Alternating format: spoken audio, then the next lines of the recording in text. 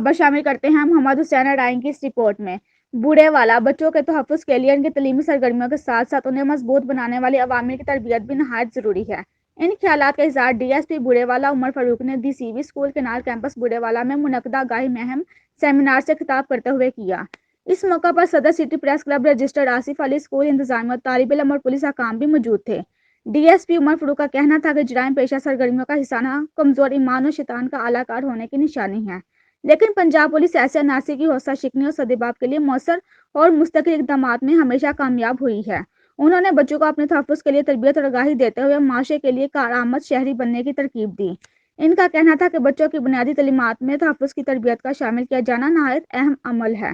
معاشرے میں بدامنی کا خواب دیکھنے والے افراد کو ہمیشہ منہ کی کھانا پڑی ہے۔ شہریوں کا اس سلسلے میں بروقت نشاندہی کی صورت میں تعاون بہت اہمیت کا حامل ہے۔ اس موقع پر دیگر مقررین نے بھی خطاب کیا۔ بعد ازاں ڈی ایس پی عمر فاروق بچوں میں گھل مل گئے اور ان سے گفتگو کرتے رہے۔